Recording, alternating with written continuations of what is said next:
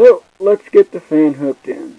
Now remember, these things must all go in at that diagonal.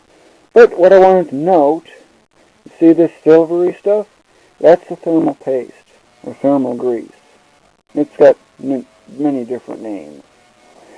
But that part goes on to the processor. And yeah, I've got a clock here that where I watch used to monitor the time and stuff, the date. It's one of those clocks that synchronizes with the atomic clock in Denver. That's how I can get my dates very precise. But anyway, let's go hook this thing up. You might be wondering what this thing is too. Well, you see this white spot here? Next to that tall transistor or diode, whatever that is. And the small one anyway. Those are some big ones. Well, that's basically where you connect it to. You know, if you look carefully here, you can see a little odd spot that's poking out of it. That's to make sure it only can go in one way. So that way you don't get positive and negative mixed up and related. Because of course you definitely don't want that happening. But I just wanted to show you that. So let's hook it up. So basically when you kind of put it into these holes, you should hear a click sound. It should be pretty audible. At this kind of distance, it's about, I'd say, 35, 40 decibels. So it's pretty substantial.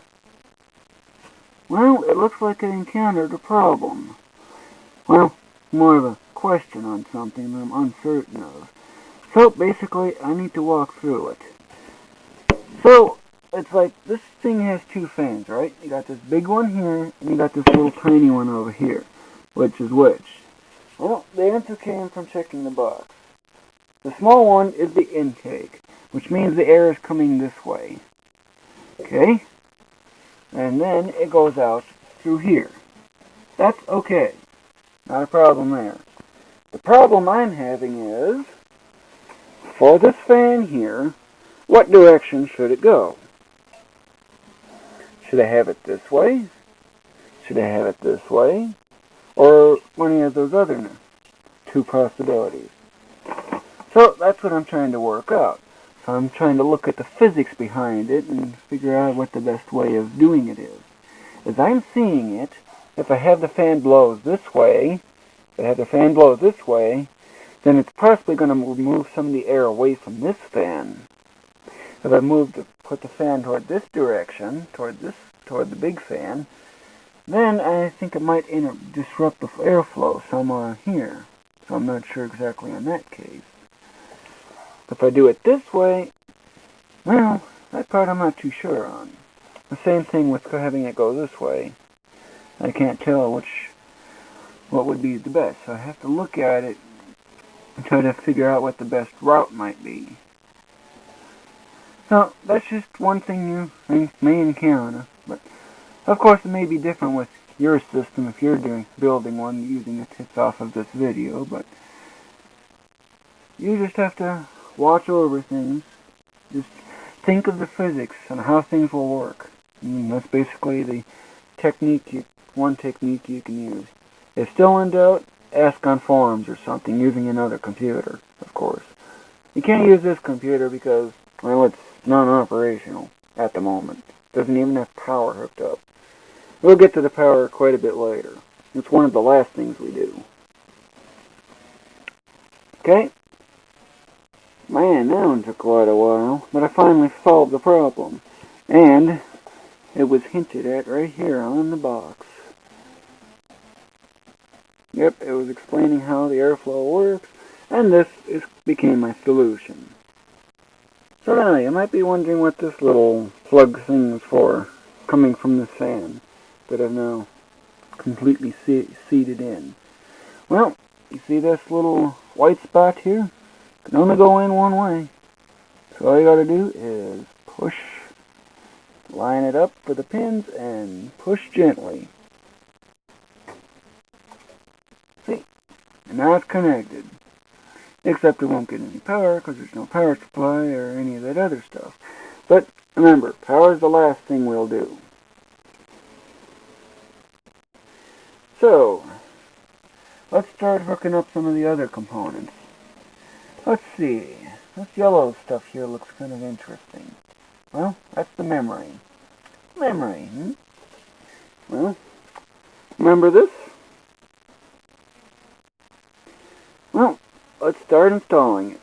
But we got a box to open.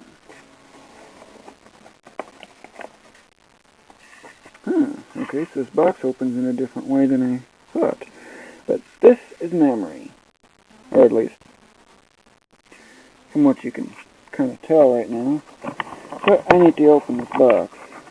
Beware of any annoying tape. Yeah, the camera's too close, so it gets blurred. The MP3 player still playing Metropolis. Alright, what are you stuck on?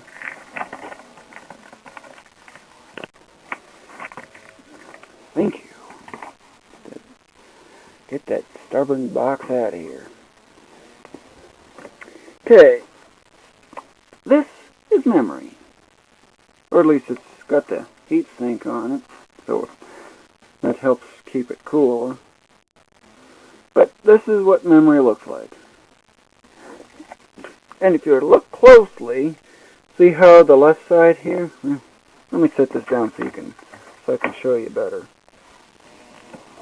Okay, you see how this side here is wider than this side? And then you got this odd notch here? Well, that odd notch and the different sizes means one thing. You can only go in one direction. There's no way you can reverse the direction. So, that makes installation as easy as matching triangles to squares. Getting any hints on how easy this matching type stuff really is? If you're still finding this difficult, you need to go back to kindergarten. Anyway, let's install the memory. So basically, all you need to do, see these little white flaps here?